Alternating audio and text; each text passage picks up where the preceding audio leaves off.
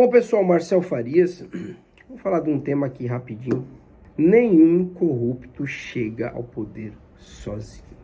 Bom, primeiro eu quero deixar claro que cada um tem o direito de escolher e fazer o que quiser da sua vida, mas você só não vai conseguir escolher as consequências das suas más escolhas.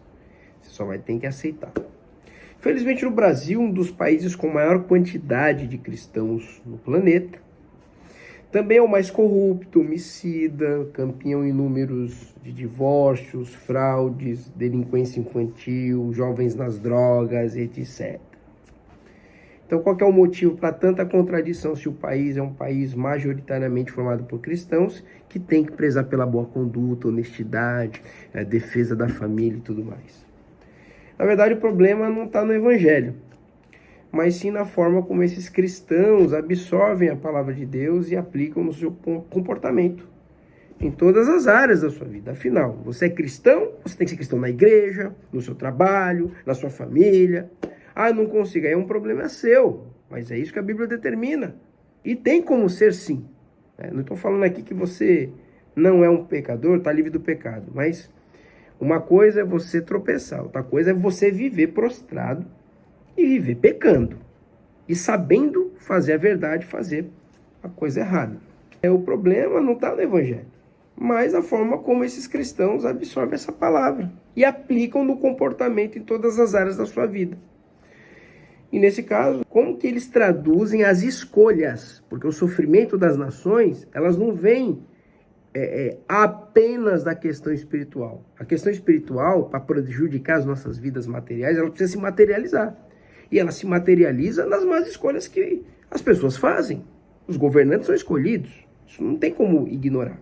Então, como essas pessoas traduzem o seu voto para as escolhas dos seus governantes? Muitos usam o critério que nada tem a ver com conduta cristã, com capacidade, valores e princípios morais. Mas, infelizmente, muitas dessas escolhas estão relacionadas a motivos fúteis e inapropriados, como votar porque o amigo ou parente pediu, ou votar no cara legal, ou no famoso, vou votar porque esse cara é conhecido, no bonito, no fulano que deu uma ajudinha, pode ser no cargo do vereador, que tá lá com a obrigação para te ajudar e resolver o teu problema, aí tu acha que tá devendo para ele, e etc. Então, tem cristão votando em gente sem vergonha, porque faz esse tipo de análise. E aí tem uma outra colaboração, que infelizmente para alguns líderes religiosos, falar de política aos seus liderados ainda é um grande tabu. A pessoa acha que você falar da responsabilidade civil, porque é uma responsabilidade civil você escolher um governante, assim como trabalhar é uma responsabilidade civil. Como é que você sustenta a tua casa? Então também não tem que trabalhar. Vamos ficar em casa, todo mundo orando, esperando a volta de Jesus. Não foi isso que a Bíblia manda fazer. Mandou fazer o ID. E para fazer o ID precisa de recurso. E o recurso ele precisa ser conquistado, ou trabalhado, ou doado. E isso tem a ver com a economia do país. Mas vamos lá. Mas quando chega o período das eleições, as ovelhas elas estão todas alienadas, não sabem absolutamente nada. E ela acaba o quê? Sendo presa fácil. Esses vagabundos, né? E que muitas vezes usam até a fé das pessoas para ganhar voto. Na eleição, ano eleitoral é uma explosão de conversão, de gente indo para a igreja, né? E as pessoas não têm a mínima noção de quem são as pessoas e elas acabam caindo, né? Eu tenho um orgulho muito grande de ser evangélico cristão há muitos anos e nunca ter utilizado a minha igreja, a igreja que eu participei, como palanque político.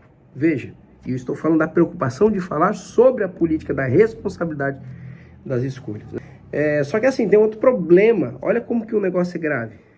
Lamentavelmente, somente informar as pessoas que corrupto é corrupto parece não ser suficiente. E onde eu senti isso? Eu presenciei isso pessoalmente, né? Quando fui conversar com uma irmã querida, de uma determinada igreja, que afirmou que daria o voto em um determinado candidato, já vereador, né, porque a sogra pediu, né, pois respeitava muito a sogra, isso a pedido do seu marido, Mesmo depois de saber que essa pessoa que ela está escolhendo era responsável direto pela desgraça que acontece na cidade e que muitos moradores passam por isso, né? Inclusive, conivente com mortes que acontecem no sistema de saúde por falta de fiscalização, falta de estrutura, falta de funcionário, de médico, pagamento, tudo mais. E o cara é responsável direto. E mesmo você falando isso, a pessoa falou que não por respeito, assim, sabe? Ignorando toda a conduta moral que o cristianismo prega, ignorando que você não tem que ter conciliação com as trevas, né? Aí fica a pergunta, né? Quer dizer que se meu pai, minha mãe, que eu respeito muito meu sogro e minha sogra, pedir para que eu faça uma coisa errada, eu vou fazer em respeito a eles? Eu devo ignorar a Deus e fazer o errado, é isso? Claro que não. E por que então nas escolas de um governante eu tenho que fazer de qualquer jeito? A Bíblia é bem clara, né? Em Tiago 4,17. Aquele, pois, que sabe fazer o bem e não faz, comete pecado. Com esse exemplo, podemos entender por que no episódio, por exemplo, de Jesus e Barrabás, Barrabás foi escolhido por um povo que dizia que era temente a Deus, né? Então, tem gente que vai falar assim, às vezes essas mesmas pessoas falam assim, olha, é um absurdo, escolheram Barrabás, porque sabiam, né, a conduta de Barrabás. E não escolheram Jesus, isso é um absurdo, eu não faria isso. Aí chega nos tempos de hoje, né, faz a mesma coisa, a escolha é a mesma, ninguém está comparando, né, candidatos com Jesus, mas eu comparo com Barrabás alguns deles.